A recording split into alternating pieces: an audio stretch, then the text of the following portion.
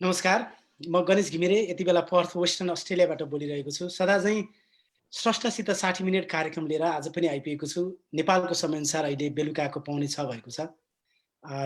पर्थको समयअनुसार बेलुकाको 8 र न्युयोर्कको समयअनुसार बिहानको 8 बजेको छ। विभिन्न विषय र साहित्यिक गन्थनहरू गर्ने क्रममा आज भने हामी अलिक फरक विषयवस्तु र त्यस क्षेत्रमा काम गरिरहनुभएका व्यक्तित्वहरूलाई लिएर म आज उपस्थित भएको छु। यो झन्डै हामी 1 घण्टाको समय आज बाल साहित्यको बारेमा कुरा गर्नेछौँ, किशोर साहित्यको बारेमा कुरा गर्नेछौँ र यही क्षेत्रमा काम गरिरहनुभएका, लेखिरहनुभएका साहित्यकारहरू चाहिँ के लेख्नुहुन्छ, यो विषयमा के भन्नुहुन्छ, उहाँहरूको अनुभवहरू पनि हामी सुन्नेछौँ। हामी आज डायस्पोरा लिटरेचर, eNeplease.com, गजल यात्रा अमेरिका र asnepalnews.com सिडनीको पेजबाट लाइभमा छौँ। हामीलाई सुनेर तपाईँको प्रतिक्रिया के छ, कुनै क्वेसनहरू छन् भने पनि म आजका मेरा पाहुनाहरूसँग सोध्ने म प्रयास गर्नेछु। मसँग आज 3 जना व्यक्तित्व हुनुहुन्छ। यो बाल बालिकाको क्षेत्रमा काम गरिरहनुभएका र यस विभिन्न अनुसन्धान पनि गर्नुभएका लेखक हामीसँग प्रमोद प्रधान हुनुहुन्छ। उहाँ विराटनगरबाट अहिले काठमाडौँमा हुनुहुन्छ। उहाँको एकान्त गीत, मेरो गाउँघर जस्ता धेरै किताबहरू मैले पाएको छु। मैले धेरै बोलिनँ, उहाँकै मुखबाट अहिले हामी सुन्नेछौँ। त्यस्तै हामीसँग बेलायतबाट हुनुहुन्छ विजय सापकोटाजी। विजय सापकोटाजी उहाँ अलिक बढी किशोर अवस्थाका त्यो रिडर्सहरूलाई मैले बुझेअनुसार, मैले गल्ती गरिनँ भने अहिले उहाँको मुखबाटै सुन्नेछु, अलिक बढी किशोर अवस्थाको त्यो पाठकहरूका लागि पुस्तकहरू लेख्नुहुन्छ। र अनुराधाजी उहाँ काठमाडौँमा हुनुहुन्छ। उहाँ बालबालिकाका बारेमा धेरै अनुसन्धान गरिरहनु भएको मैले सुनेको छु र मैले पाएको छु। यहाँहरू तिनैजनालाई म कार्यक्रममा स्वागत गर्छु आज। धन्यवाद। सबै आराम छौँ? आराम हुनुहुन्छ? ठिक छ। हजुर, यो कोभिड-19 को समय छ। हामी बालबालिकाका बारेमा, बाल साहित्यका बारेमा, किशोर साहित्यका बारेमा कुरा गर्दैछौँ आज। हुन त यस्ता विभिन्न अहिले यो कोभिड-19 को समयमा फेसबुकमा अथवा अनलाइन रूपमा विभिन्न कार्यक्रमहरू भइरहेका छन्। तर बाल बालिकाकै बारेमा चाहिँ अलिक बढी कम चासो दिएको हो कि भन्ने मलाई लागेको मात्रै हो। त्यो हो कि जस्तो लाग्छ।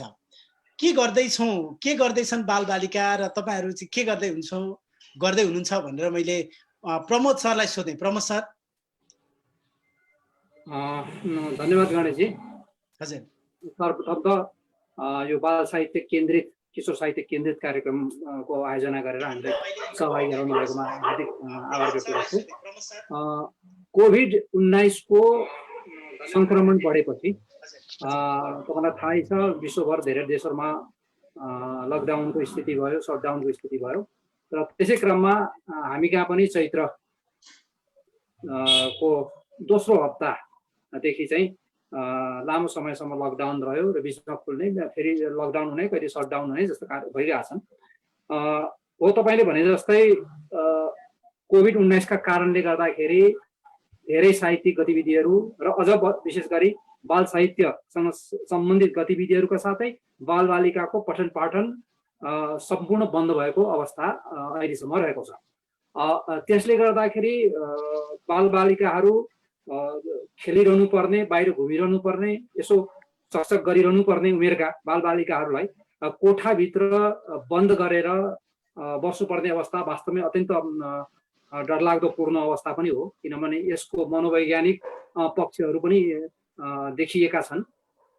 र त्यसैले नेपालमा साहित्यमा केन्द्रित भएर कामै नभएका चाहिँ होइन। यो लकडाउनको अवस्थामा पनि केही कामहरू चाहिँ भइरहेका छन्। व्यक्तिगत प्रयासबाट, संस्थागत प्रयास, यो दुईटै तरिकाबाट चाहिँ केही कामहरू भएका छन्। त्यसै क्रममा मलाई लाग्छ बालबालिकाहरूको लागि कोरोनासँग सम्बन्धित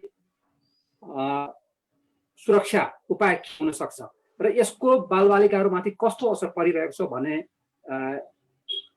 उद्देश्यले बालबाङ्मय तथा अनुसन्धान केन्द्र, जसको अहिले म अध्यक्ष पनि छु, त्यो संस्थाबाट हामीले नेपालमा लकडाउन सुरु भएको लगभग 11 दिनपछि नै नेपालमै पहिलोपल्ट चाहिँ कोरोनासँग सम्बन्धित कथा लेखन कार्यशाला गऱ्यौँ। यो भिडियो कन्फरेन्स मार्फत नै हामीले गऱ्यौँ त्यो, र त्यसमा चाहिँ धेरै साथीहरू संलग्न हुनुभयो। नेपालबाट, नेपालभन्दा बाहिर चाहिँ तपाईँको चाहिँ बेलायतबाट कृष्ण बजगाईजी पनि सहभागी भएको थियो। त्यस्तै फ्रान्सबाट चाहिँ पत्रकार अनुराधा पौड्यालजी संलग्न हुनुभएको थियो। बेलायतबाटै भगीरथ योगी पनि सम्पर्क आउनुभएको थियो। यसरी र नेपालभित्रकालाई चाहिँ हामीले चाहिँ 2 दिन लगातार कथा हामीले त्यही डाक्टर रविन्द्र समीरबाट कोरोनाको बारेमा टेक्निकल इनपुट लिएर त्यसको, किनभने यसमा हामीले कथा मात्रै लेखेर हुँदैन, किनभने यसका टेक्निकल पक्षहरू पनि छ। त्यसकारण उहाँबाट टेक्निकल कथाहरू चाहिँ लिएर अनि त्यसपछि हामीले कथा लेख्यौँ र 30 वटा कथाकारहरूको कथा हामीसँग तयार छ। अलिकति यो अहिले व्यवसायहरू व्यापारहरू अवरुद्ध भएको अवस्थामा किताब छाप्नलाई अलिकति समस्या परेको छ। केही समयपछि हामी एउटा प्रकाशन संस्थाको सहकार्यमा कोरोनासँग रिलेटेड ती कथाहरूको सङ्ग्रह पनि छाप्दैछौँ। र अर्को कुरा हामीले के गर्यौँ, हजुर यो तपाईँले भनिरहँदाखेरि तपाईँले किताब त लेखिरहनु भएको छ, कथाहरूको सङ्कलन पनि आउँदैछ। ती कथाहरूको सङ्कलन एज अ राइटरको रूपमा मात्रै लेख्नुभयो कि ती पाठक, ती बाल बच्चासँग नि पुगेको छ? होइन, अब त्यही त हो, त्यो बाल पाठकहरूसम्म पुर्याउनुको लागि हामीले के गर्यौँ भने यसलाई हामीले कथाकारकै स्वरमा वाचन पनि गरायौँ। तपाईँले युट्युबमा गएर चाहिँ हेर्नुभयो भने हाम्रा धेरै केही साथीहरूको कथाहरू त्यो युट्युबमा अहिले पनि भेट्नुहुन्छ। आनन्द वाग्लेको छ, ललिता दोषीको छ, गङ्गा कर्माचार्यको छ, इन्दिरा दलीको छ, विजयराज आचार्यको छ, होइन? त्यसमध्ये लेखिएका केही कथाहरू हामीले युट्युब मार्फत चाहिँ सार्वजनिक पनि गऱ्यौँ र ती कथाहरू बालबालिकाहरूले हेरिरहेछन्। त्यो विवेक सृजनशील क्लिक गरेपछि त्यो कथाहरू चाहिँ देखिन्छन्, होइन? र यसरी हामीले केही कथाहरू त्यसरी पनि गऱ्यौँ। र त्यससँगै हाम्रो मात्रै प्रयास होइन, त्यसपछि अरू सङ्घ संस्थाहरूले, अरू व्यक्तिहरूले पनि व्यक्तिगत रूपमा चाहिँ यस्ता प्रयासहरू चाहिँ गरिरहेका छन्। तपाईँको चाहिँ म संस्थाकै नामै चाहिँ ठ्याक्कै म भन्न अहिले मैले बिर्सेँ, तथापि चाहिँ अहिले तपाईँको शान्ता दाहालजी मार्फत चाहिँ एउटा चाहिँ प्रत्येक चाहिँ हप्ता चाहिँ कथा वाचन बालबालिकाहरूलाई लिएर त्यो भइरहेकै छ। अनन्त वाग्लेजीहरूले चाहिँ आफ्नो सानो समूहबाट पनि त्यो त्यस्ता कामहरू चाहिँ गरिरहनु भएको छ, होइन?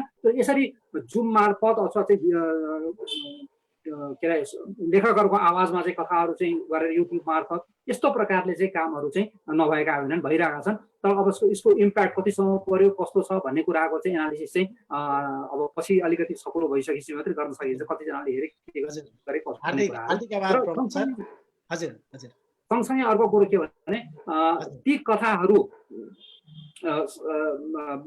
मात्रै होइन, धेरै अभिभावकहरूले चाहिँ व्यक्तिगत रूपमै पनि केटाकेटीहरूलाई चाहिँ यो यसको कोरोनाको कारण चाहिँ मानसिक रूपमा चाहिँ असर नपरोस् भनेर घरमै पनि कथा सुनाउने, उनीहरूलाई चाहिँ तपाईँको चाहिँ चित्रकला बनाउन लगाउने जस्ता क्रिएटिभ कामहरू, केटाकेटीहरूलाई सृजनात्मक काममा चाहिँ संलग्न गराएर पनि कामहरू त भइरहेछन्। तर अब नेपालमा तपाईँलाई थाहा छ सबै ठाउँमा चाहिँ यो सुविधा छैन, यो सञ्चार प्रविधिको सुविधा पुग्न सकिरहेको छैन।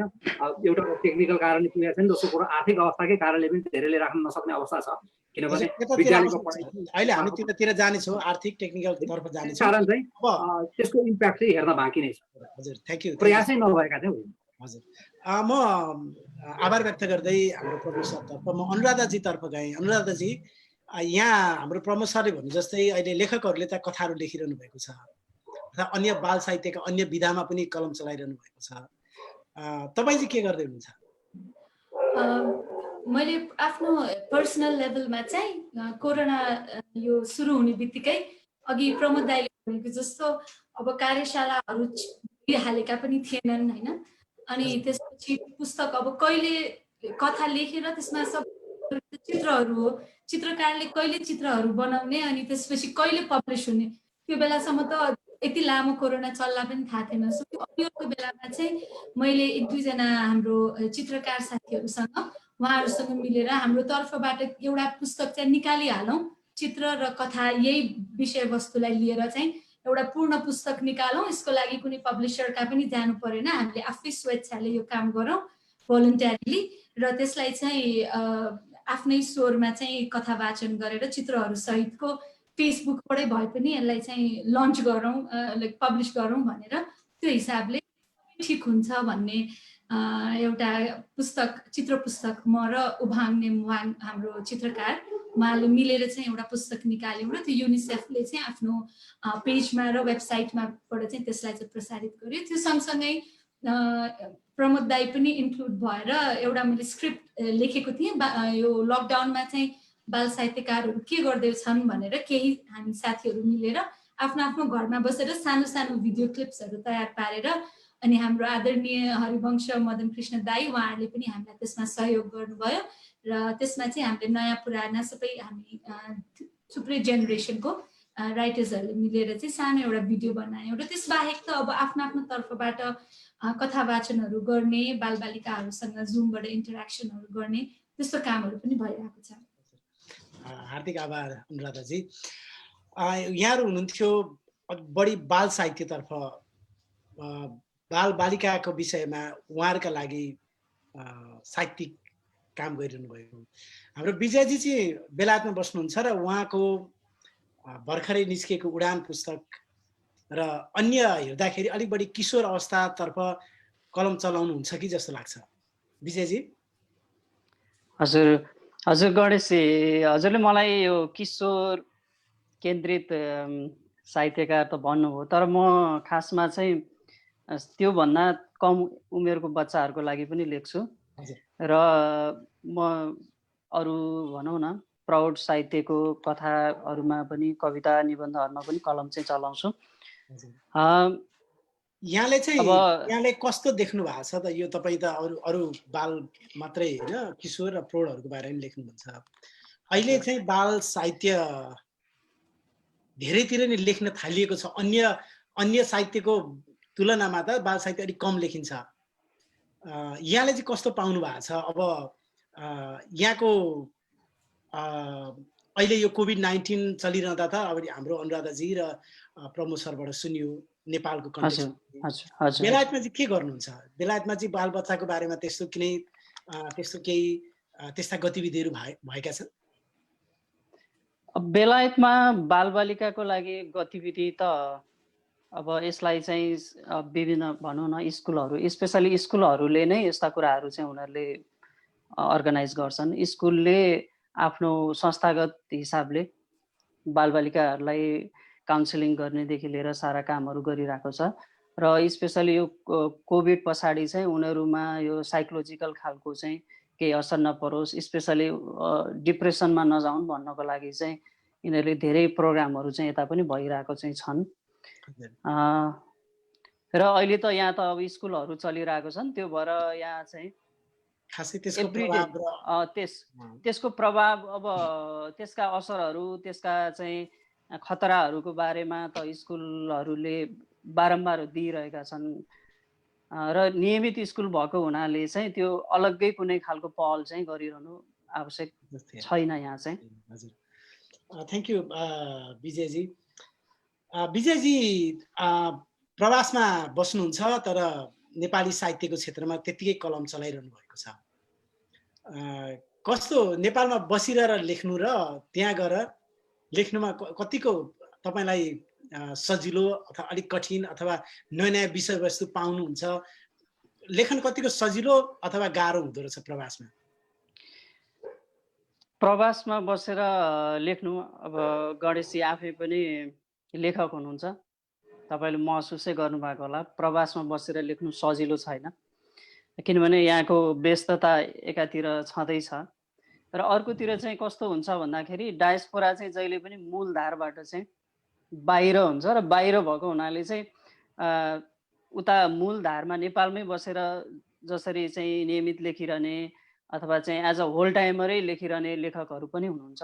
अब उहाँहरूको राइटिङ भन्दा चाहिँ डायस्पोरामा बसेर लेखिएको राइटिङ चाहिँ नेपाली भाषामै लेख्दाखेरि चाहिँ सामान्यतया चाहिँ अलिकति कमजोर हो कि भन्ने चाहिँ फिल हुन्छ। कस्तो भन्दाखेरि हामी उता नेपालबाट आउँदाखेरि चाहिँ हामीसँग जे जति थियो त्यति मात्रै लिएर आउने रहेछौँ। उहाँ चाहिँ अपडेट भइराखेको हुँदो रहेछ कि नयाँ शैली, नयाँ विषयवस्तुहरू आइरहेको हुँदो रहेछ। अनि हाम्रो दिमागमा चाहिँ त्यही पुरानै त्यो 10 वर्ष अगाडिको 12 वर्ष अगाडिकै विषयवस्तुहरू, त्यही प्याटर्नहरू, त्यही शैलीहरू, तिनै पात्रहरू त्यस्तो चाहिँ आइरहने खतरा चाहिँ हुँदो रहेछ यहाँ।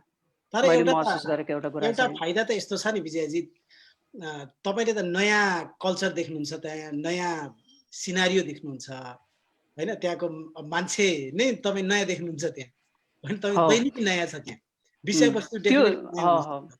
हो त्यो विषयवस्तु नयाँ हुन सक्छ, तर हाम्रो समग्र नेपाली यो डायस्पोराको नेपाली साहित्यको अहिलेको अवस्था हेर्ने हो भने हामीले लेख्ने विषयवस्तुहरू अथवा हामीले छनौट गरेका लेखन शैली शिल्पका कुराहरू हेर्दाखेरि चाहिँ त्यो अप टु डेट चाहिँ छैन गणेशजी। जुन चाहिँ उताकोले अपेक्षा गर्नुहुन्छ नि, डायस्पोराले चाहिँ यो लेखिदियोस् भनेर अपेक्षा गर्नुहुन्छ, त्यो अपेक्षा चाहिँ यहाँ बाहिर बसेर लेख्नेहरूले चाहिँ पुरा गर्न सकिरहेको छैनौँ। हामी चाहिँ अझै पनि त्यही नेपालकै पोलिटिक्सको विकृतिहरू, त्यही हाम्रो लालीगुराँसको कुरा, हाम्रो हिमालको कुरा होइन, त्यही नोस्टाल्जियाकै वरिपरि नै अल्मलिरहेको छौँ कि बाहिर बसेर लेख्नेहरू जस्तो लाग्छ कि। त्यही भएर त्यो जुन गुण आउनु पर्ने हो नि, जुन चाहिँ क्वालिटी आउनु पर्ने हो नि हाम्रो राइटिङमा, त्यो चाहिँ छैन बाहिर बसेर लेख्नेहरूको। यसलाई स्वीकार्नुपर्छ। एकदमै एकदमै। मलाई हाम्रो एउटा अच्युत घिमिरेले एउटा इन्टरभ्यूमा सोध्नु भएको थियो, तपाईँहरू विदेश बसेर लेख्नुहुन्छ, ए नेपालकै हिमाल अग्लो होइन, यहाँ रमाइलो भन्थ्यो भनेर, हामीले लेख्दैछौँ नि, तपाईँले के नयाँ दिनुभयो भन्नुहुन्थ्यो। पक्कै पनि विजयजी, यो विजयजीको यो प्रवासमा हामीले लेखिरहेका जे लेखिरहेका छौँ, अझै हामीले विषयवस्तु पक्रिन सकेका छौँ र हाम्रो लेखनलाई हामीले अझ सुधार्नुपर्छ भन्ने साँच्चै मनोनित छ। अनुराधाजी, अब बाल साहित्यतिरै जाउँ सिधै। तपाईँले तपाईँका विभिन्न लेखहरू पनि पत्र पत्रिकामा पाइन्छन्, बाल साहित्य लेखिरहनु भएको छ। ती लेखिएको बाल साहित्य ती पाठकहरूकोमा, ती बच्चाहरूकोमा, नानी बाबुहरूकोमा कतिको पुगेको छ जस्तो लाग्छ तपाईँलाई? जति सोचेर हामीले लेखेको हुन्छौँ मलाई पुगे जस्तो चाहिँ लाग्दैन होइन, किनभने हामीले लेख्दाखेरि त सबै नेपालीहरू, सबै बालबालिकाले पढुन्, सहर र गाउँ दुवैको बालबालिकाले पढुन्। अझ सहरमा त अलिकति रिसोर्सेसहरू सजिलोले पाइन्छ, गाउँघरमा त पाउनु गाह्रो छ। सो अलिकति यो विकेन्द्रीकरणको सोच सँगै चाहिँ सकेसम्म यो राजधानीबाट बाहिर पुगोस् पुस्तकहरू भन्ने एउटा ठुलो आश रहन्छ लेखक भएको नाताले। अनि तर यहाँ कस्तो छ भने पुस्तक किन्ने त बालबालिका होइनन्, पुस्तक किन्ने त अभिभावक हुन्, पुस्तकको लागि लिस्ट बनाइदिने त स्कुलहरू हो। स्कुलहरूले नै बाल साहित्यको पुस्तकलाई चाहिँ एउटा रमाइलोको पाटो, यो पढ्नु पर्दैन, कथा पढेर त के नै सिकिन्छ, कोर्सको किताब पढ्नु जरुरी भनेर त्यता फोकस भइरहेको बेलामा यसै पनि बाल पुस्तक गाह्रो छ होइन। त्यसमा पनि अभिभावकहरूले पनि किन्ने बेलामा बरु महँगा अङ्ग्रेजी बाल पुस्तकहरू किनिदिनुहुन्छ, नेपाली सस्तो भए पनि नेपाली बाल पुस्तकहरू त्यति किनेको देखिँदैन। र राम्रो कुरा चाहिँ के भने विभिन्न एनजिओ मार्फत ठुलो मात्रामा पुस्तकहरू किनेर उहाँहरूले गाउँ गाउँमा फ्रीमा बाँड्नुहुन्छ, त्यो चाहिँ एकदमै राम्रो कुरा छ। सामुदायिक पुस्तकालय, सरकारी पुस्तकालयहरूमा पनि ती पुस्तकहरू जान्छन् र किताब कति छापियो भन्दा पनि जब नसोचेको गाउँमा जाँदाखेरि त्यहाँको कुनै बच्चाले तपाईँको पुस्तक नाम लिएर यो किताब पढेछु नि भन्दा त्यो चाहिँ एकदमै सन्तुष्टि लाग्दो रहेछ होइन। सो जति सक्दो नेपालभरि, नेपाल बाहिर पुगोस् भन्ने चाहिँ चाहना छ, तर सोचेको जति चाहिँ बालबालिकाले नेपाली बाल पुस्तक चाहिँ पढेको छ जस्तो चाहिँ लाग्दैन। भनेपछि अहिले हामीले सहर केन्द्रित भएर लेखिरहेका पुस्तकहरूको पाठक पनि सहर केन्द्रित भएका सीमित बालबालिका नै हुँदैन?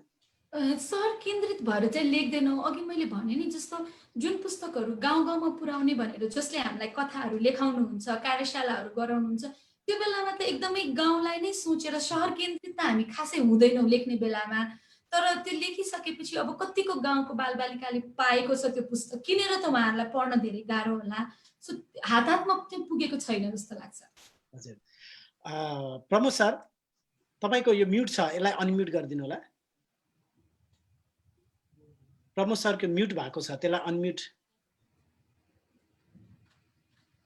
प्रमोद सर त्यसलाई, हजुर हजुर प्रमोद सर, यहाँ अनुराधाजीले भन्नुभयो नि जति किताब बालबालिका बारेमा लेखिएका छन् त्यो सम्बन्धित र पुग्नुपर्ने ठाउँहरूमा आफूले सोचे अनुसार पुगेको छैन, ती बालबालिकाहरूले पढ्न पाएका छैनन्। हुन त एउटा सरकारको नीति अनुसार चल्ने पाठ्य पुस्तक त प्राप्त गर्न सकेका छैनन्, ती त पढ्ने फुर्सद छैन।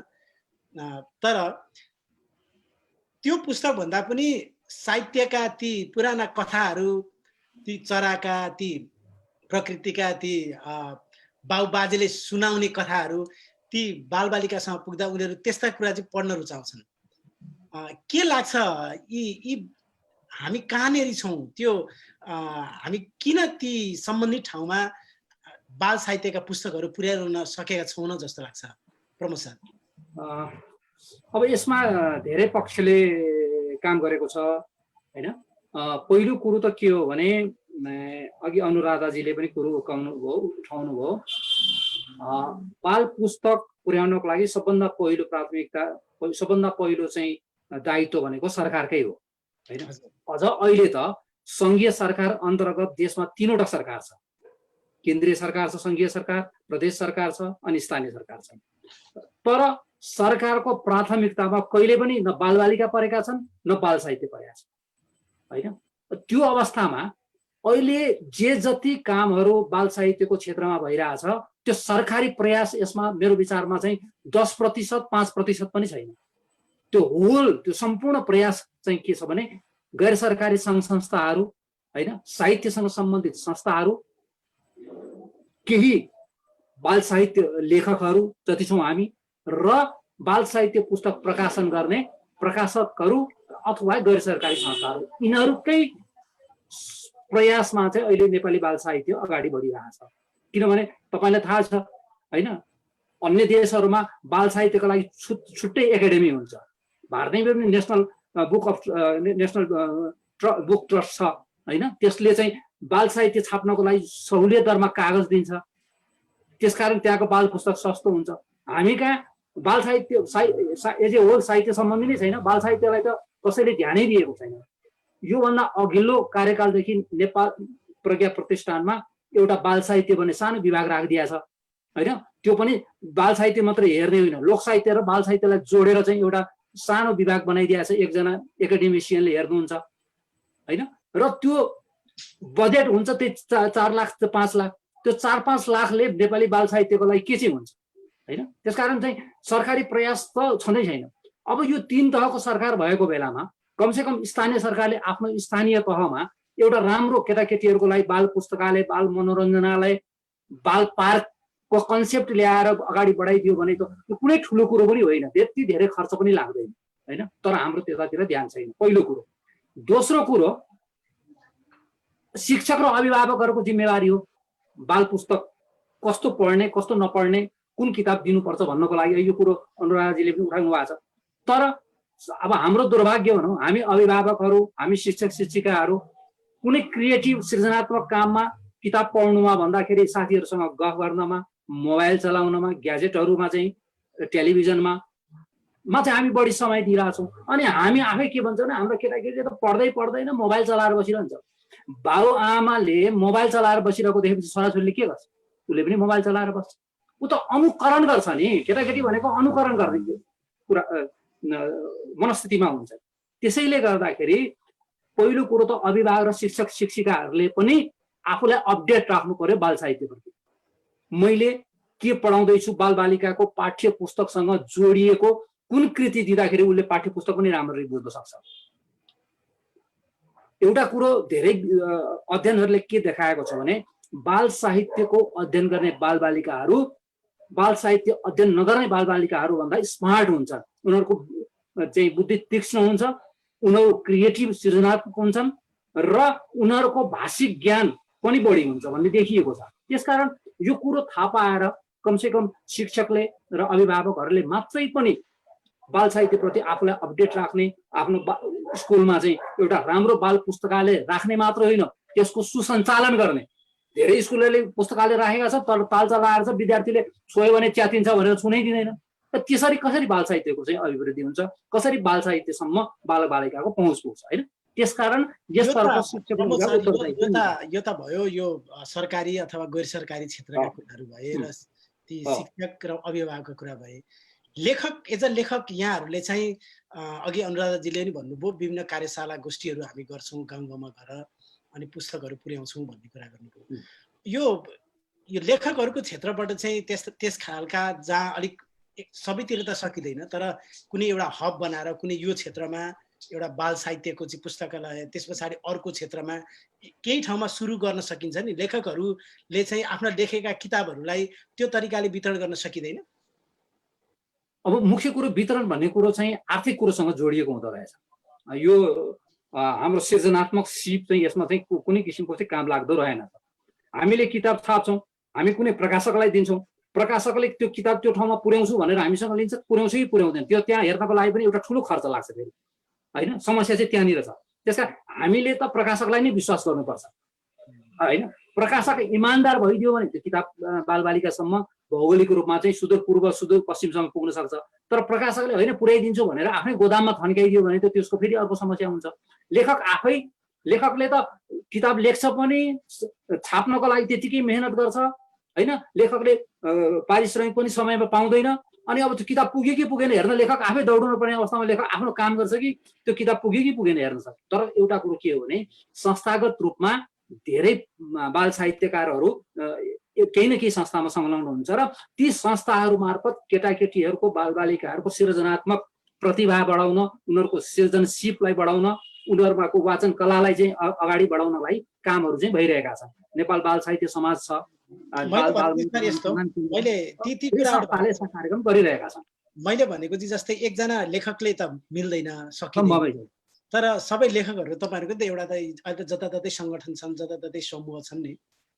तपाईँहरूको यो बाल साहित्य सम्बन्धित लेखकहरूको त्यस्तो कुनै समाज होला, यो साहित्यिक त्यसले त त्यस्तो गर्दाखेरि तपाईँहरू व्यक्ति पुग्नु पर्दैन, त्यो समाजको प्रतिनिधि पुग्छ। समाजको त्यसमा पनि समस्या छ। त्यसमा के समस्या छ भने नि तपाईँले अहिले भर्खरै देशको राजनीतिक अवस्था, देशले चाहिँ बजेट विनियोजनका कुराहरू मिडियाहरूबाट सुन्नुहुन्छ, होइन? अमुक नाम गरेका राजनीतिक व्यक्तिको नाममा खोलिएका संस्थाहरूलाई 70 करोड र 90 करोड दिएका समाचारहरू तपाईँ हामीले पढिरहेका छौँ। तर तपाईँलाई म अवगत गराउँछु, म नेपाल बाल साहित्य समाजको अहिलेको वर्तमान कार्य समितिको उपाध्यक्ष पनि हुँ।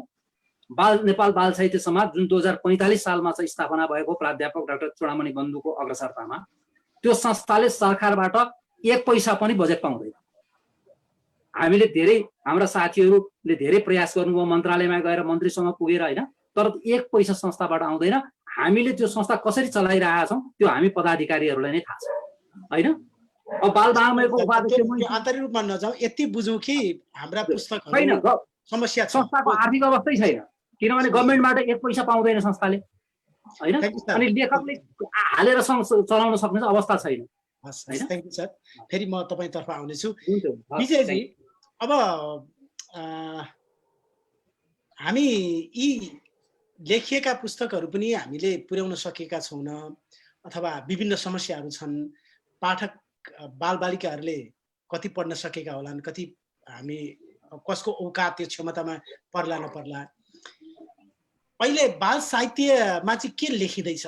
नेपाली बाल साहित्यमा मैले अहिले विशेष गरी हामी नेपाली साहित्यकै कुरा गर्दैछौँ। नेपाली बाल साहित्यको विषयवस्तु चाहिँ कस्तो छ अहिले? यो यी भइरहँदा पनि लेख्न त लेखिरहेको छ।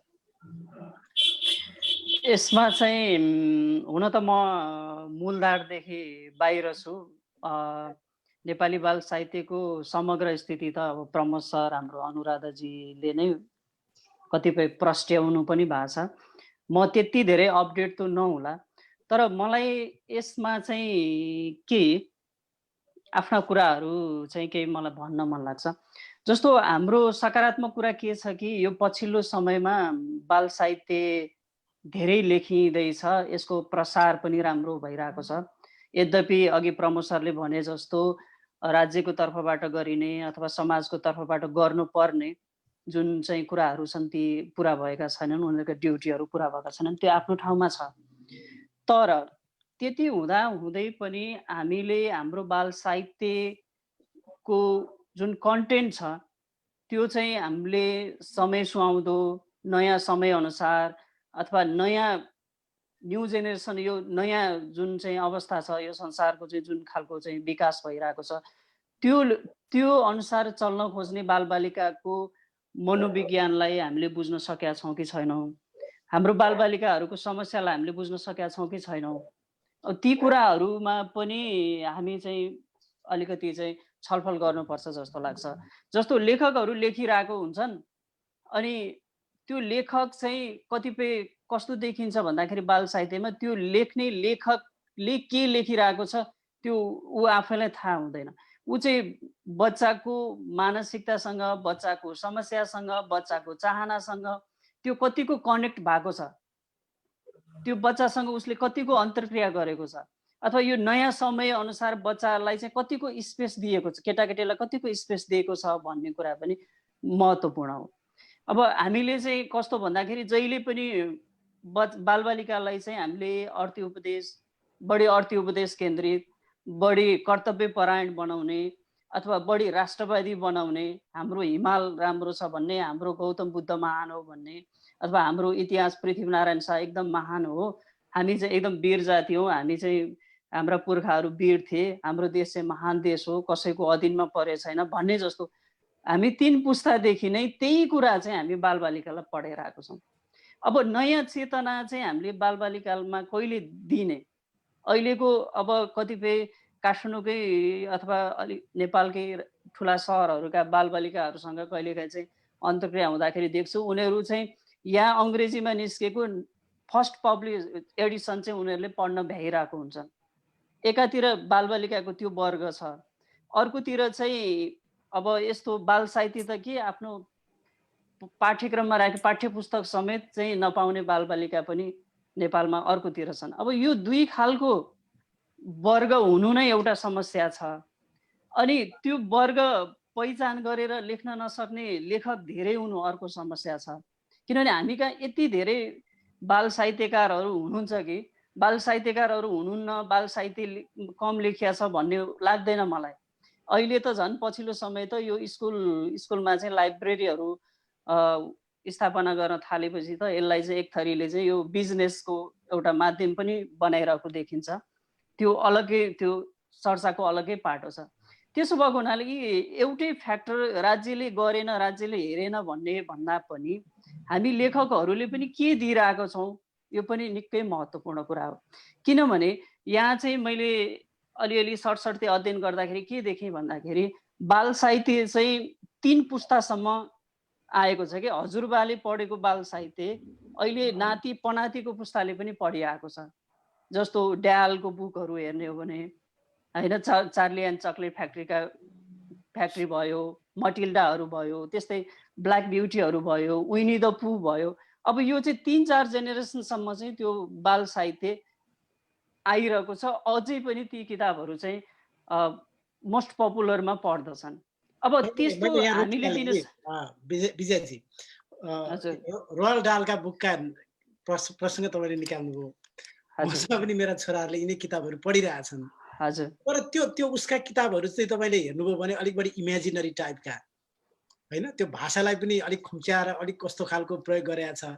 अलिकति त्यो यो डे टु डे लाइफ भन्दा अलिकति फरक तरिकाले प्रस्तुत गरेको भाषा छ त्यहाँ, र कता कता विषयवस्तु पनि त्यस्ता फ्यान्टासीहरू पनि भेटिन्छन् कि त्यस्ता कुराहरूले बालबच्चालाई पोजिटिभ असर पर्छ? पोजिटिभ होइन, यो यस्तो हो गणेशजी, मेरो कुरा चाहिँ कस्तो मलाई चाहिँ कस्तो लाग्छ भन्दाखेरि बालबालिकालाई सबै कुराहरू दिनुपर्छ क्या। तर हामी कहाँ चाहिँ कस्तो भन्दाखेरि होइन, बालबालिकालाई फ्यान्टासी पनि चाहिन्छ होइन, त्यसले उनीहरूलाई के सहयोग पुर्याउँछ त भन्दाखेरि उनीहरूमा चाहिँ एक खालको इमेजिनेसन गर्ने, नयाँ खालको कुराहरू फाइन्ड आउट गर्ने खालको त्यो खालको स्वभावको पनि विकास गर्छ। र हामीलाई त्यो मात्रै चाहिने होइन, हामीलाई ज्ञानगुणका कुराहरू पनि चाहिएला, फ्याक्टका बुकहरू पनि चाहिएला, हिस्ट्रीका कुराहरू पनि चाहिएला, ती सबै चाहिन्छ के। तर मैले हाम्रो नेपाली बाल साहित्यको चाहिँ समग्र चाहिँ मैले कस्तो देखेँ भन्दाखेरि हामी चाहिँ लेखकको जुन आग्रह पूर्वाग्रह त्यसलाई चाहिँ बढी केटाकेटीलाई पनि पढाउन खोजिरहेको छौँ कि। जस्तो म जहिले पनि भन्ने गर्छु कि हाम्रो केटाकेटीलाई चाहिँ हामीले अर्थी उपदेश सबभन्दा बढी दिन्छौँ। केटाकेटीले स्कुलको त्यो 5-6 घन्टा पुरै त्यो चाहिँ आधी समय उसले शिक्षकहरूबाट अर्थी उपदेश लिएरै बिताउने हो। घरमा आयो, घरमा प्यारेन्ट्सहरूको अर्थी उपदेश लिने हो, कुनै रिलेटिभ्सको घरमा गयो उसले पनि बाबु तिमी यसो बन्नुपर्छ, उसो बन्नुपर्छ, यसो गर्नुहुन्छ, उसो गर्नुहुन्न, त्यहाँ पनि उसले अर्थी उपदेश पाइरहेको हुन्छ। भनेपछि हामीले चाहिँ हाम्रो केटाकेटीलाई चाहिँ बा आमालाई माया गर्नुपर्छ, बा आमाको सेवा गर्नुपर्छ, देशको सेवा गर्नुपर्छ मात्रैको चाहिँ त्यो बोझ दिने हो कि बालबालिकालाई चाहिँ कुनै नयाँ कुरो एक्सप्लोर गर्ने खालको क्षमताको पनि हामीले विकास गर्ने हो, उनीहरूलाई पनि आफ्नो स्पेस खोज्नलाई दिने हो भन्ने कुरा चाहिँ महत्त्वपूर्ण हो जस्तो लाग्छ मलाई चाहिँ। Thank you Vijayji. अनुराधाजी, विजयजीले भन्नुभयो जस्तै हामी के लेख्दैछौँ तिनै त्यो रुखमा बसेर ल स्यालले मेरा जम्मै बाख्रा खाए, ल सबै आऊ आऊ गुहार गर्ने, अनि फेरि आउने त्यो खाएको नहुने, यस्तै यस्तै कुरा। अनि अलिक बढी हामी त जन्मिँदैदेखि बच्चा बोल्न थालेर स्कुल जानेदेखि डक्टर बन्नुपर्छ, इन्जिनियर बन्नुपर्छ भन्ने कुरा होइन। त्यस्तै कि हामी अहिले नेपालमा चाहिँ अघि विजयजीले भन्नुभयो उहाँलाई नेपालको बारेमा धेरै अहिले त के भइरहेको छ थाहा छैन। यहाँ चाहिँ लेख्न चाहिँ के लेख्दै हुनुहुन्छ बाल साहित्यका नाममा?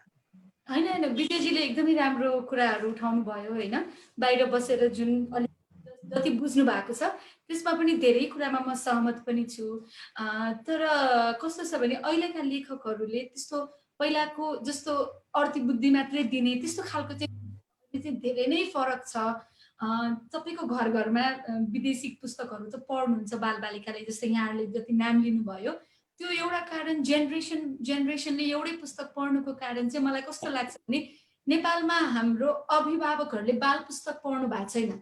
धेरै जस्तोको अभिभावकले जब पढ्नु भएको छैन त त्यो बानी त उहाँहरूको बालबालिकामा विदेशमा त हजुरबुवाले जुन रोल्ड दालको बुक पढ्नुभयो, मटिल्डा पढ्नुभयो, उहाँले त आफ्नो छोराछोरीलाई यो बुक राम्रो छ भनेर रेफर गर्नुहुन्छ नि त, आफूले किन्ने बेलामा आफूले सानोमा पढेको पुस्तक। अनि त्यो बच्चाले फेरि आफ्नो बच्चामा त्यो हस्तान्तरण जस्तो हुन जान्छ। हामीभन्दा अगाडिको कति त मेरो बेलाको साथीहरूले पनि सानोमा बाल पुस्तकहरू पढ्नु भएको छैन भने त त्यो जेनेरेसन्सको कुरा त अहिले आउँदैन। अबको जेनेरेसनले चाहिँ जब बाल पुस्तकहरूको पढ्ने एउटा राम्रो अवसर पाउनु भएको छ, यो बेलामा हामीले धेरैभन्दा धेरै नेपाली पुस्तक दिनु सक्यो भने चाहिँ एकदमै राम्रो। विदेशमा त म फलानु राइटरलाई पढेर हुर्केको, फलानु राइटर, नेपाली बाल साहित्यकार कसलाई चिन्छ बालबालिकाले? जब बाल पुस्तकै पढिँदैन, अभिभावकले त्यसमा चासो दिनुहुन्न, स्कुलले दिनुहुन्न, सरकारले कम चासो दिनुहुन्छ भने त बाल साहित्य त छोड्नुहोस्, बाल साहित्यकारलाई त चिन्ने त कुरै छैन होइन। यहाँ अहिले हामीले लेखिरहेका बाल साहित्यकारहरूले चाहिँ के लेख्दैछौँ? अहिलेको बाल साहित्यकारहरूले चाहिँ अहिलेको बेलालाई बुझेर नै धेरै अलिअलि चाहिँ हुनुहुन्छ जसले चाहिँ त्यो आइहाल्ने होला, अर्थी उपदेश ल्याइहाल्नुहुन्छ, तर एकदमै फरक लेख्दै हुनुहुन्छ। र अहिलेको चाहिँ धेरै मात्रामा हेर्दाखेरि चाहिँ पुरानै कथाहरू, लोककथाहरूलाई नै हो। मैले भर्खरै एसिया फाउन्डेसनसँग एउटा मिलेर एउटा कार्यशाला गरेँ। उहाँहरूले चाहिँ के गरिराख्नु भएको छ भने हाम्रो पुराना लोककथाहरू जुन लिम्बू भाषाको, तामाङ भाषाको, गुरुङ भाषाको, मैथिली, थारू, यो सबै लोककथाहरूलाई चाहिँ रिराइट गर्ने। अहिलेको डिज्नीको जति पनि फिल्महरू हेर्नुहुन्छ त्यो पुरानो जुन फेरी टेल्सहरू हो तिनीहरूमा चाहिँ त्यसलाई चाहिँ इम्प्रुभ गरेर, जस्तै केटी पात्रहरूलाई चाहिँ मेन क्यारेक्टर्सहरू बनाउने, यो जुन जेन्डरको कुराहरू छ त्यसलाई स्टिरियोटाइप्सहरूलाई ब्रेक गरेर नयाँ रूप दिएर जब फिल्महरू बनाउनु भएको छ, त्यसरी नै हामीले चाहिँ हाम्रो लोककथाहरू त यति धेरै छन्, सबैलाई थाहा छ कति कथाहरू भने, त्यही लोककथाहरूलाई चाहिँ रिराइट गर्ने, रिटेल गर्ने। र त्यो गर्ने क्रममा चाहिँ अबको चाहिँ जेन्डर इक्वालिटीको कुरा, स्टिरियोटाइप्सको कुराहरू, इन्क्लुसिभनेसको कुरा, समाजमा चाहिँ भइरहेको जुन यो इम्ब्यालेन्स छ त्यसलाई मिट गर्ने गरी एकदमै फरक तरिकाले कथा पुरानै पनि होला तर त्यसलाई रिटेलिङ गर्ने, रिराइट गर्ने, त्यो चाहिँ क्रम एकदमै बढ्दछ। सो अहिलेको लागि चाहिँ एकदमै म पोजिटिभै देख्छु, राइटर्सहरूले पोजिटिभली काम गर्नुहुन्छ। नेपालमा नेपाली बाल साहित्यमा कलम चलाइरहनु भएका साहित्यकारहरूले अघि विजयजीले भन्नुभयो जस्तै त्यसमा प्लस पोइन्ट थप्नुभयो अनुराधाजीले, तिनै विषयवस्तुहरूलाई लिएरै अहिले नेपाली बुकहरू पनि आइरहेका छन्। साँच्चै नै त्यो खुसीको कुरा पनि हो, किनभने अघि विजयजीले भन्नुभएको त्यो ती पुस्तकहरू, त्यो अङ्ग्रेजी, अहिले त म अङ्ग्रेजी भाषाकै मसँग त मैले पनि नेपालबाट आउँदा चाहिँ हाम्रो पाठशालालाई नेपाली भाषामा लेखिएका नेपालकै धेरै बालबच्चाका पुस्तकहरू ल्याएर पनि मैले यहाँ दिएको छु स्थानीय नेपाली स्कुलमा। तर अलिक बढी हामीले यहाँ पढ्ने पनि तिनै अङ्ग्रेजी पश्चिमा साहित्यकै बुकहरू हुन्, किनकि हामीसँग त एक्सेस पनि अलिक कम भएर पनि होला। प्रमोद सर, यो हामीले अहिले लेखिरहेको, हामी विजयजीले भन्नुभयो जस्तो, अनुराधाजीले भन्नुभयो जस्तो लेखिरहेका पुस्तकहरू साँच्चै नै समय सापेक्षै अलिक बढी फेन्टासी अथवा अहिलेको समय अनुकूल भए पनि हाम्रो त नैतिक पक्षलाई पनि त क्यारी अन त गर्नै पर्छ होइन। हामीले त हाम्रो संस्कृति त त्यही नैतिक तिनै पुराना बाबुबाजेका कथाहरूसँगै जोडिएर आएका छन्। अहिले त्यो पक्ष चाहिँ कतिको पाउनु भएको छ ती पुस्तकहरूमा? किनभने बाल साहित्य लेखन त एउटा साहित्य मात्रै नभएर एउटा बाल बालिकालाई उसको बानी बेहोरामा उसको साइकोलोजी हो, अरू पक्ष पनि त एउटा सिकाइ पनि त हो नि होइन। पहिलो सिकाइ त घर भने जस्तै एउटा बाल साहित्य पनि त्यत्तिकै महत्त्वपूर्ण कुरा हो, जसले विभिन्न क्षेत्रका कुराहरूलाई सरल र सजिलो भाषामा लेखेर उनीहरूको त सजिलै उनीहरूको दिमागसम्म पुग्न सक्छ। अब विजयजीले जुन कुरा अघि उठाउनु भयो नि, त्योसँग सम्बन्धित केही कुराहरू भन्न जरुरी छ जस्तो मलाई लागेको छ। के भने उहाँले चाहिँ परम्परागत रूपमा चाहिँ लेखिने बाल साहित्य चाहिँ बढी छन्, अहिलेको समय सुहाउँदो बाल साहित्य चाहिँ देखिएको छैन नेपाली भाषामा भन्ने जस्ता कुराहरू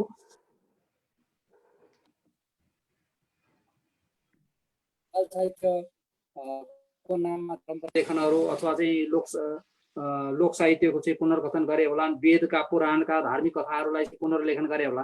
तर यसको अर्थ हामीले नेपाली बाल साहित्य पुरानै परम्परा र पुरानै विषयवस्तु मात्रै केन्द्रित छ भन्ने होइन। तपाईँलाई म उदाहरणकै रूपमा देखाउँछु। यो है किताबहरू छन् यहाँ, खैरो बकुल्ला मेरो किताब हो, लिटिल डायनो, रङ्गिन बिस, इम्जाको झस्को, नागदहको माछा, यी सबै हामीले बाल बाङ्मय तथा अनुसन्धान केन्द्रबाट वर्कसप गरेर लेखिएका वातावरण सम्बन्धी कथाहरू। अहिले वातावरण विश्वको सबैभन्दा महत्त्वपूर्ण समस्याको रूपमा देखिएको छ। यो हाम्रो जीवनको धेरै पक्षसँग गाँसिएको छ होइन। अहिले बाढी पहिरोको कुरादेखि लिएर चाहिँ फोहोर र सरसफाइको कुराहरूदेखि रुख कटानदेखि लिएर धेरै कुरा छ। यसमा प्रत्येक पुस्तकमा 5-5वटा गरेर 25वटा विषयवस्तुका चाहिँ वातावरण सम्बन्धी कथाहरू बाल साहित्यबाट आएका छन्। तपाईँलाई किशोर साहित्यको कुरा गरौँ, नेपालीमा किशोर साहित्य अलिक कम छ भन्ने कुरा छ होइन हो। त्यसैले हामीले त्यो किशोर साहित्यलाई पनि अगाडि बढाउनुपर्छ भनेर किशोरहरूका समस्या के हुन् त, हामीले गफ गरेर किशोरका समस्या देखिँदैन। त्यसकारण हामीले के गर्यौँ भने काठमाडौँ प्रमोद सर यहाँको हजुर ठिक भयो। काठमाडौँका केही विद्यालयका चाहिँ शिक्षकहरूसँग चाहिँ बसेर चाहिँ अन्तर्क्रिया गर्यौँ र त्यो अन्तर्क्रियाबाट हामीले चाहिँ अहिलेका 8, 9, 10, 5, 6, 7, 8, 9, 10 का बालबालिकाहरूको चाहिँ समस्या चाहिँ के हो त भन्ने कुरा चाहिँ हामीले चाहिँ बुझेर चाहिँ हामीले चाहिँ त्यस्ता कथाहरू, किशोर कथाहरू चाहिँ तयार गरेर तपाईँलाई म देखाउँछु। हामीले त्यस्तो कार्यक्रम गरेर कथा सङ्ग्रहहरू पनि छाप्यौँ होइन। किशोर कथा भाग 1, किशोर कथा भाग 2 र त्यो वर्कसपबाट चाहिँ साथीहरू उत्प्रेरित भएर विनय कसुजुको चाहिँ स्मार्ट टिन्स होइन, मन्जु गिवालीजीको फेक आइडी, विजयराज आचार्यको गुड नाइट, अनि त्यस्तै अर्को एउटा संस्थाले चाहिँ किशोरीहरूसँग केन्द्रित समस्याहरूलाई लिएर चाहिँ किशोरी कथा भाग 1, किशोरी कथा भाग 2, यसरी कामहरू भइरहेका छन्, कामहरू नभएका होइनन्। यो त मसँग रिलेटेड सामग्री मात्रै मसँग अहिले यहाँ छ। अरूले पनि अन्य क्षेत्रमा जस्तो अनुराधाजीकै जुन अघि उहाँको किताब भने मेरो कथाको एरिया, त्यो परम्परागत ढाँचाको कथा हुँदै होइन, त्यो नयाँ विषयवस्तुको कथा हो होइन। त्यस्तै अनन्त वाग्लेको यार्सा छ, जुन चाहिँ पहाडी हिमाली भेगमा चाहिँ यार्सा गुम्बा टिप्न जाने चाहिँ हाम्रा स्कुले बालबालिकाहरूको कथा जोडिएको छ होइन। यस्ता धेरैले अहिले तपाईँको चाहिँ त्यो परम्परागत पुनर्कथनबाट अगाडि बढेर अहिलेको समस्या, अहिलेको बालबालिकाको समस्या, अहिले समाजले भोग्नु परेको समस्या, अहिले देशले भोग्नु परेका समस्याहरूमा केन्द्रित भएर चाहिँ कथाहरू चाहिँ लेखिरहेछन्, बालकथाहरू लेखिरहेछन्। नलेखिएका होइनन्, प्रशस्त लेखिरहेका छन्। तर अब मुख्य कुरो के छ भने हामी आफै जो बाल साहित्यबारे चर्चा गर्छौँ हामी पनि पढिरहेका छैनौँ। हामीले खालि 2-4वटा जुन हिजो देखेका थियौँ त्यसैको सीमित अध्ययनको क्रममा हामी नयाँ कुरा अहिलेको समयसँग चाहिँ कुरा गरिरहेका छौँ होइन। हामी आफैले पनि कुनै विषयवस्तुमा प्रक्रिया गर्नुभन्दा अगाडि अहिलेको समयसँग म चाहिँ नेपाली बाल साहित्यको इतिहास लेख्छु, तपाईँलाई यो चाहिँ आफूलाई चाहिँ अपडेट राखिरहनु पर्छ होइन। यसको चौथो संस्करण अब 1 महिनाभित्र आउँदैछ शिखा बुक्सबाट, यसको चौथो संस्करण। र त्यसले गर्दाखेरि बाल साहित्यको क्षेत्रमा अहिले जति पनि साथीहरू लेखिरहनु भएको छ, बोलिरहनु भएको छ, पढिरहनु भएको छ होइन, उहाँहरूले चाहिँ आफूले लेख्ने मात्र होइन, अहिले के भइरहेछ भन्ने कुरो पनि अध्ययन गर्न जरुरी छ। तर के भने अझै पनि केही साथीहरू त्यही परम्परागत ढाँचामा चल्नु भएको छ। तर यसको अर्थ हामी त्यतिमै सीमित छौँ होइन भन्ने नेपाली बाल साहित्य अहिले विषयवस्तुका दृष्टिकोणले, भाषा र शैलीका दृष्टिकोणले लगायत के अरे संरचनाका हिसाबले पनि पहिले भन्दा धेरै फरक ढङ्गमा अगाडि बढिसकेको अवस्था छ। प्रमोद सरको भनाइअनुसार अहिले ती नैतिक पुस्तकहरू सहित अहिलेको समय सामयिक विषयवस्तुलाई र मनोवैज्ञानिक पक्षलाई पनि हेरेर पुस्तकहरू लेखिएका छन्। प्रमोद सर, अहिले नेपाली यी भइरहँदाखेरि नेपाली बाल साहित्यको स्थान नेपाली साहित्यमा कहाँनिर छ जस्तो लाग्छ? मैले किन यो कोट्याएँ भने यी नेपालमा नाम लिएका यी ठुल्ठुला पुरस्कारहरू कहिलेकाहीँ त्यता पनि जोडौँ, पुरस्कार मात्रै सबै कुरो होइन होला, बाल साहित्यलाई चाहिँ त्यो साहित्य नेपाली साहित्यमा कहाँनिर राखिएको छ? ती ठुला भनिएका पुरस्कारहरू पाउने अथवा त्यो स्तर नभएर हो कि नेपाली साहित्यमा बाल साहित्य तल छ, यो चाहिँ बच्चाले पढ्ने साहित्य भनेर अलिकति हेलनाको रूपमा हेरिन्छ कि कसरी? तपाईँले बडा चाहिँ एकदम के अरे महत्त्वपूर्ण प्रश्न हो यो होइन। नेपाली बाल साहित्य समग्र नेपाली साहित्यको चाहिँ सन्दर्भमा कहाँनिर उभिन्छ बाल साहित्यलाई हेर्ने दृष्टिकोण? सबैभन्दा दुर्भाग्यको कुरो के हो भने नेपाली साहित्यका प्रतिष्ठित समालोचकहरूले लेखेका नेपाली साहित्यको इतिहासका पुस्तकहरूमा बाल साहित्यको च्याप्टर पनि छैन। तपाईँ डाक्टर तारानाथ शर्माको नेपाली साहित्यको इतिहास हेर्नुहोस्, डाक्टर दयाराम सम्भव र चाहिँ मोहनदास शर्माको नेपाली साहित्यको संक्षिप्त इतिहास हेर्नुहोस्, अथवा एकाडेमीबाट निक्लिएको चाहिँ नेपाली साहित्यको इतिहास प्रारम्भिक कालदेखि लगाएका किताबहरू हेर्नुहोस्, कसैले पनि नेपाली साहित्यको इतिहास लेख्दा बाल साहित्यलाई छुट्टै अध्यायको रूपमा अध्ययन गरेको देखिँदैन। र त्यसैबाट चाहिँ 2044 सालमा भएको वर्कसपमा एउटा एकाडेमीले गरेको वर्कसपमा चाहिँ सहभागी भइसकेपछि बाल साहित्यप्रति मेरो पनि चाख बढ्यो र मैले चाहिँ यो यस्तो इतिहास लेखिएको छैन भनेर मैले इतिहास लेख्न थालेँ। किनभने उपेक्षा गरेको क्षेत्र रहेछ बाल साहित्यलाई पूर्णतया। इतिहास भनेको हामीले अपडेट लेखिदियौँ भनेन अनि उनीहरू पनि उत्प्रेरित भएर अगाडि बढ्दै जान्छन्। र त्यसकारण मैले 2057 सालमा चाहिँ नेपाली बाल साहित्यको इतिहास लेखेँ। तर अरू इतिहासका किताबहरूमा बाल साहित्यको चर्चा छैन। तर अब अहिले विशेष गरी अब कमलमणि दीक्षित चाहिँ स्वर्गीय भइसक्नुभयो, उहाँले आफ्नो जीवनकालमै नेपाली साहित्यको चाहिँ बृहत इतिहास लेख्ने एउटा योजना बनाउनु भएको थियो जगदम्बा प्रकाशनबाट। तपाईको म्युट भयो प्रमोदजी। हजुर, त्यो संस्थाले चाहिँ 5 भोल्युममा 1000 पृष्ठको 5वटा भोल्युममा त्यो किताब निक्लिन्छ। त्यसमध्ये 2टा भोल्युम निस्किसक्यो। 5औं भोल्युममा चाहिँ नेपाली बाल साहित्यको इतिहास पनि त्यसमा समावेश गर्ने भनेर उहाँहरूले लेख्न लगाउनु भएको छ। त्यो मैले नै लेखेको छु र त्यो मैले हाम्रो डाक्टर प्रधान सम्पादक डाक्टर श्रद्धेय माधव प्रसाद पोखरेल सरलाई बुझाइसकेको छु र त्यसमा चाहिँ समावेश हुनेवाला छ। तर अरू साहित्यिक इतिहासहरूमा समावेश भएको छैन। त्यसकारण चाहिँ बाल साहित्य उपेक्षा छ। मैले अघि पनि भने एकाडेमीले योभन्दा अघिल्लो कार्यकालदेखि मात्रै बाल साहित्य भनेर एउटा छुट्टै डिपार्टमेन्ट, एउटा विभाग बनाएको छ, त्यो पनि लोक साहित्यसँग जोडेर। अब यस्तो अवस्थामा समालोचकहरूले चाहिँ बाल साहित्यलाई साहित्य नगर्ने, एकाडेमीले बाल साहित्यलाई चाहिँ साहित्य नै नमान्ने अवस्थामा बाल साहित्यको हविगत के हुन्छ भन्ने कुरो तपाईँलाई थाहा छैन। त्यसकारण जे जति गर्नुभयो त्यो आफ्नो प्रयासले बलबुताले गर्नुभयो। त्यसकारण जसले त्यो यो क्षेत्रमा लागु गर्नुभयो के हाम्रा श्रद्धाहरू हुनुहुन्छ, त्यसैले पनि सबैतिरबाट उपेक्षा गरिएको नेपाली बाल साहित्यको स्थिति के छ भन्दाखेरि अब बाल साहित्य हामी कहाँ धेरै अगाडिदेखि लेख्न थाले पनि पाठ्य पुस्तकको रूपमा सुरुमा आयो र अहिले पछिल्लो चरणमा चाहिँ बाल साहित्यका विविध क्षेत्रका पुस्तकहरू निक्लिन थालेका छन् होइन। जसरी नेपाली साहित्यको चर्चा गर्दाखेरि हामी अझै पनि पुराना विषयवस्तुका कुरा गर्छौँ, नयाँ शैली आएन भन्छौँ, विषयवस्तुहरू पनि पुनरावृत्तिका कुराहरू आउँछन्, हाम्रै आफ्नै भूगोलका कुराहरू चाहिँ आएनन् पनि भनिरहेछौँ, विभिन्न जातिका कुराहरू पनि आएन भनिरहेछौँ। त्यो समस्या बाल साहित्यमा नि नभएका चाहिँ होइन। त्यसकारण अब के भने विविधीकरणको आवश्यकता छ। हामी कहाँ काठमाडौँको कथा मात्रै लेखेर भएन, हुम्लाको कथा पनि लेखिनु पर्यो होइन। हामी कहाँ झापाको पनि कथा लेखिनु पर्यो, पोखराको कथा पनि लेखिनु पर्यो। विषयवस्तुका दृष्टिकोणले सबै संस्कृतिका आउनु आवश्यक चाहिँ देखियो। सर मैले अब यसलाई छोटकरीमा लान चाहे। नेपाल यो बाल साहित्यको क्षेत्रमा पुरस्कार पनि राखिएका होलान्, त्यो त बाल साहित्यकै लागि भनेर राखिएको पुरस्कार बाल साहित्यले पाउला, तर समग्र नेपाली साहित्यमा राखिएका ठुला भनिएका पुरस्कार अहिलेसम्म पाएको छ कि छैन यो बाल साहित्यको क्षेत्रमा लेखिएका पुस्तक लेखकहरूले? बाल साहित्यमा लागेको भनेर पुरस्कार पाउनेहरू हुनुहुन्छ।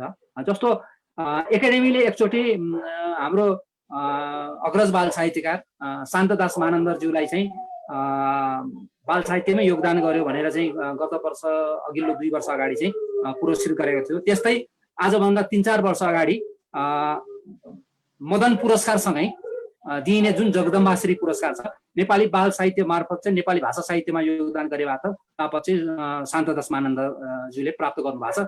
उहाँ नै हो एकाडेमी र मदन पुरस्कार गुठीबाट पुरस्कृत। उहाँ हाम्रो अग्रज पनि हुनुहुन्छ, 80 वर्ष नागिसक्नु भएको छ, अझै सक्रिय हुनुहुन्छ।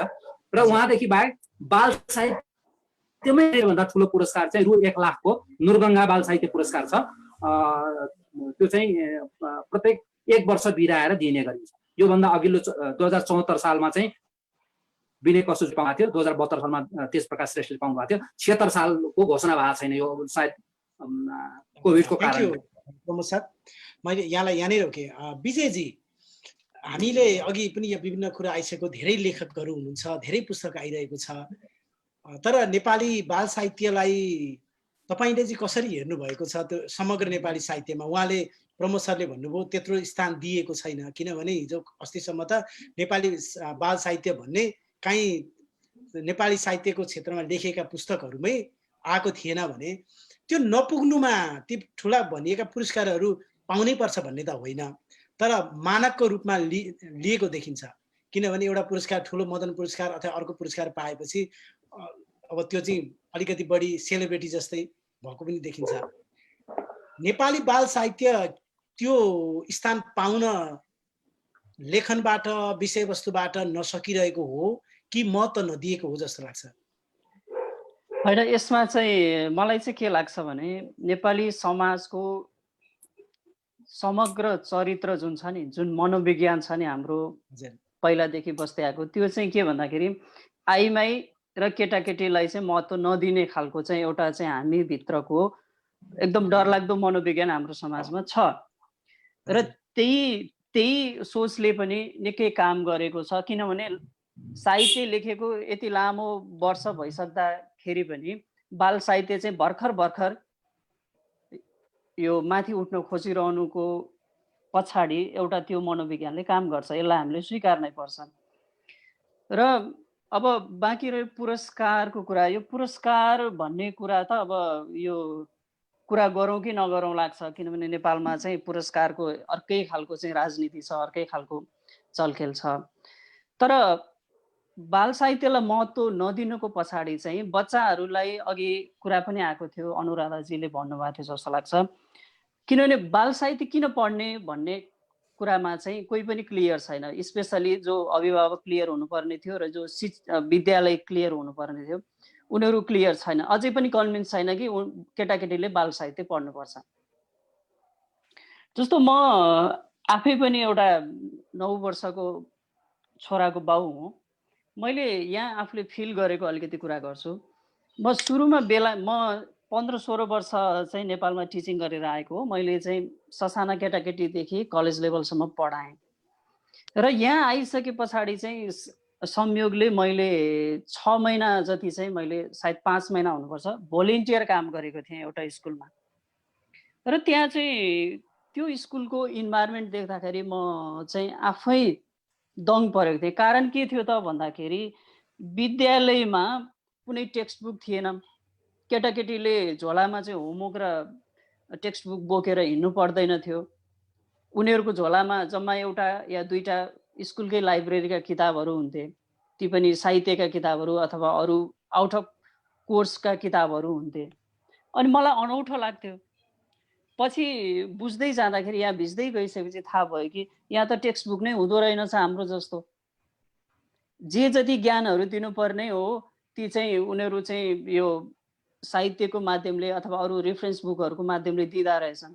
अब यो कन्टेस्टमा अब हाम्रो जस्तो एकदम रटन्ती खालको चाहिँ एजुकेसन भएको, अझ साँच्चै भन्यो भने त त्यो कोर्स बुक बाहेक केही पढ्नुहुन्न भन्ने खालको, अझ त्यसमा पनि कोर्स बुकमा पनि म्याथ र साइन्स बाहेक चाहिँ अरू सब्जेक्टै होइनन् भन्ने खालको एउटा खालको चाहिँ त्यो सोचाइ संस्कार भएको ठाउँमा र सके पनि नसके पनि डाक्टर इन्जिनियर बाहेक चाहिँ अरू बच्चाहरूको चाहिँ अरू बनेको सपना नदेख्ने आमा बाउ भएको समाजमा बाल साहित्यको के हकीकत हुन्छ त्यो त छँदैछ। यो सबैले उ गर्न सक्ने कुरा हो।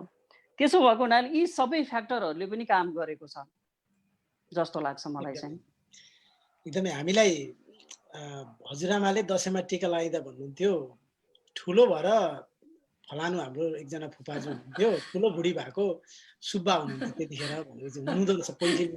त्यो सुब्बाको त्यतिखेर ठुलो भूमिका रहेछ त्यो एकदमै एउटा जिल्लामा सुब्बा हुनु भन्नुहुन्थ्यो होइन, त्यो होइन त्यो अहिले पनि छ, अहिले पनि छ। जस्तो चाहिँ विद्यालयमा पनि के हुन्छ भन्दाखेरि त्यो म्याथ पढाउने र साइन्स पढाउने टिचरको चाहिँ बढी पावर हुन्छ क्या त्यहाँनिर। उसले चाहिँ त्यो नेपाली इङ्ग्लिसमा त अलिअलि लिटरेचरका कुराहरू हुन्छ नि त, त्यो पनि उसले चाहिँ पढ्नलाई चाहिँ निषेध गर्छ क्या एकदमै होइन। अब त्यो खालको छ अवस्था। Thank you Vijayji. अनुराधाजी, यी सबै कुरा सुनिसकेपछि हामी लगभग 1 घन्टाको समयमा अन्तिमतिर आइसकेका छौँ। हामीले जसलाई हेरिरहनु भएको छ अथवा कुनै ती अभिभावक पनि हुनुहुन्छ होला या भोलि उहाँहरूसँग नै पुग्ला, बाल साहित्य बच्चाहरूलाई छोराछोरीलाई पढाउँदा हुने फाइदा चाहिँ के हुन्छ? कि त विभिन्न कारणले उहाँले पढाउन सक्नु भएको छैन होला, थाहा नपाएर पनि होला। अब मैले ठुलो अपेक्षा पनि नगरे पनि साइकोलोजिकल्ली अब तपाईँको आफ्नो फिल्डमा काम गरिरहनु भएको छ, पुर्याउँछ चाहिँ के चाहिँ पुर्याउँछ त यो बाल साहित्यले बाल बच्चामा कस्तो खालको असर पार्छ, पोजिटिभ के दिन्छ? किन समय नै छैन भन्नुभयो, यति धेरै छ यो, अब अहिले समयले त भ्याउँदैन होइन।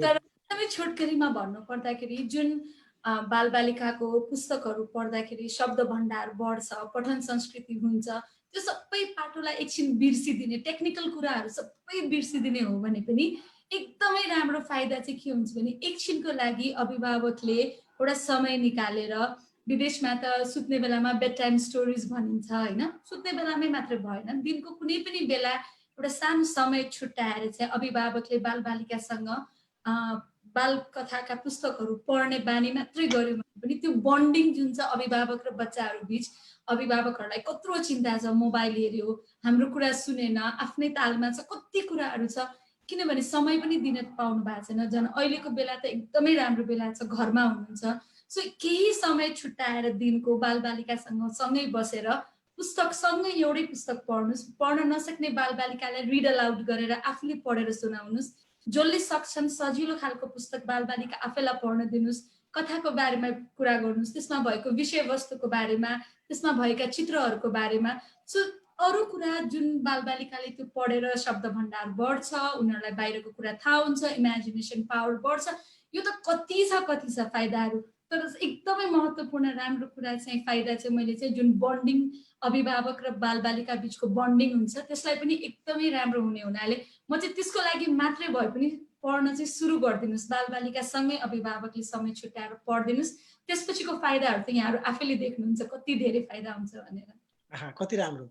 अरू केही नभए पनि बाउ र छोराछोरी, बाउ आमा र छोरा भए पनि हुन्छ, बाउ मात्रै, बाउ आमा र हजुरबा हजुरआमा सबै बिच एउटा बन्डिङ, एउटा माया ममता, एउटा त्यो फिल पनि गराइदिने हो सानोमा। किनभने मलाई जहिले पनि बाल पुस्तकको कुरा गरेँ भने मैले आफ्नो सानो बेला मैले कसरी सुरु गरेँ सम्झिन्छु। त्यो बेलामा मैले आफ्नो आमा बुवासँग जब मैले पढ्न सक्थिनँ, उहाँहरूले पढाएर सुनाउनुहुन्थ्यो बाल पुस्तक, त्यो मोमेन्ट मेरो लागि एकदम स्पेसल छ। सो एउटा मेमोरीको रूपमा रहने र त्यही कुरा पछि त्यो बच्चाले आफ्नो बच्चाहरूसँग पनि त्यसरी नै त्यो हस्तान्तरण हुँदै जान्छ नि त पढ्ने बानीको पनि। त्यसको लागि भए पनि पढिदिनुहोस्। आहा मिठो, साँच्चै नै मिठो। परिवार जोगाउनका लागि पनि पढिदिनु पर्यो। थ्याङ्क यू अनुराधाजी। अब हामी अन्तिममा छौँ। म प्रमोद सरसँग एउटा छोटो थोरै सोध्छु, तर उहाँको त्यो म्युट भएको छ प्रमोद सर, त्यसलाई अनम्युट गरिदिनु होला। प्रमोद सर, हामीसँग बाल साहित्यको बारेमा धेरै कुरा गर्न मन थियो, अरू पनि विषयवस्तु थियो, तर समय एक दुईवटा कुरामै हामी अल्मल्यौँ त्यतै, तर रमाइलो कुराकानी भयो। यो टेक्स्टमा चाहिँ बाल साहित्यको विषयवस्तुभित्रको लेखनमा चाहिँ ती लेखाइ भन्दा पनि अक्षरहरू भन्दा पनि चित्रहरूले बढी बुझ्छन् भनेर भनिन्छ। हामीसँग चाहिँ यो टेक्स्टमा चाहिँ कस्ता कुराहरू बढी चित्रहरू नेपाली साहित्यको बाल साहित्यमा चाहिँ बढी चित्रहरू छन् या बढी लेखनमा बढी भनौँ न ती स्टोरीहरू बढी हालिन्छ कि त्यहाँ चाहिँ कस्तो चलन छ अहिले बाल साहित्यमा लेखनमा? होइन, अब बाल साहित्यमा विभिन्न विधाहरू छन् होइन। त्यो विधाहरूमध्ये विशेष गरी चाहिँ चित्र पुस्तक भनेर हामी जुन भन्छौँ, चित्र पुस्तक अन्तर्गत चाहिँ चित्रकथाहरू पनि लेखिरहेछन्, चित्र कविताहरूलाई पनि प्रस्तुत गरिरहेछौँ र तथ्य पुस्तकहरू पनि, जसमा चाहिँ धेरैजसो भाग चाहिँ यो चाहिँ अलिकति सानो समूहको लागि हो। शिशु र भनौँ न प्राथमिक तहका बालबालिकाका लागि लेखिने पुस्तकहरूमा चाहिँ चित्रहरू चाहिँ बढी सङ्ख्यामा त्यसले बढी स्पेस खाएको देखिन्छ, किनभने त्यो उमेरका बालबालिकाहरूको चाहिँ शब्द ज्ञान कम हुन्छ, उनीहरूको चाहिँ सबै कुराको ज्ञान चाहिँ लिमिटेसन्स हुन्छ, एउटा सीमितता हुन्छ ज्ञानको। त्यसले गर्दाखेरि चित्रका माध्यमबाट उनीहरूलाई धेरै कुरा बताउनु पर्ने, रङका माध्यमबाट धेरै कुरा चिनाउनु पर्ने भएकोले चाहिँ त्यसो गरिन्छ। तर जब उमेर समूह चाहिँ उकालो लाग्दै जान्छ, माथिल्लो तहमा आउँछ, त्यसपछि चित्र अलिकति कम हुँदै गएको देखिन्छ र त्यसकारण चित्र पुस्तकै हो सबभन्दा बढी चाहिँ चित्रहरूको चाहिँ प्रयोग भइरहेको अहिले। तथापि बालकथाका पुस्तकहरूमा, कविताका पुस्तकहरू र अरू जीवनीका पुस्तकहरूमा पनि सामान्यतया चित्रहरू चाहिँ प्रयोग हुन्छन्। त्यो चाहिँ उमेर अनुसार घट्दै गएको छ। हजुर, थ्याङ्क यू सर। मैले एउटा फेरि यहाँ रेफरेन्स लिन चाहेँ मैले, किनभने नेपाली बाल साहित्य भन्दा विदेशमा लेखिएको बढी बाल साहित्य अघि विजयजीले भने जस्तै पढिरहेको कारणले त्यही उदाहरण दिन्छु। रोनाल्ड डालका किताबहरूमा पनि हामीले अहिले म यसको मान्छेले पढ्दा पनि त्यो त्यति नै इन्ट्रेस्टिङ छ र त्यहाँ उहाँलाई तपाईँहरूले पनि हेर्नुभएको छ, विजयजीले पनि हेर्नुभएको होला, त्यहाँ बिचबिचमा पिक्चरहरू छन् ती किताबहरूमा पनि, र त्यो पिक्चरले यत्रो ठुलो कुरो बोलिदिन्छ नि। इभन अब चाहिँ त्यो मलाई पनि मनपर्छ त्यो यस्तो खालका चित्रहरू बनाइदिएका छन्। त्यो यदि इन्ट्रेस्टिङ त के होला, कस्तो होला, त्यो एउटा चित्रले समग्र किताबै त्यहाँ उतारिदिएको हुन्छ। एनिवे, आज हामी 1 घन्टाको समय हामीले व्यतीत गरिसकेका छौँ। यो अलिकति साइकोलोजीको पार्ट हो, त्यस्तै यो बाल साहित्यको अनुवादको पार्ट हो, अनि यी कुराहरू अब फ्युचरमा के गरिँदैछ भन्ने पाटो पनि थोरै कुरा गर्नु थियो आज भ्याउँदैन। फेरि कुनै समय मिलेछ भने हामी त्यो विषयमा नि कुरा गर्नेछौँ र यहाँहरूका विचारहरू सुन्नेछौँ।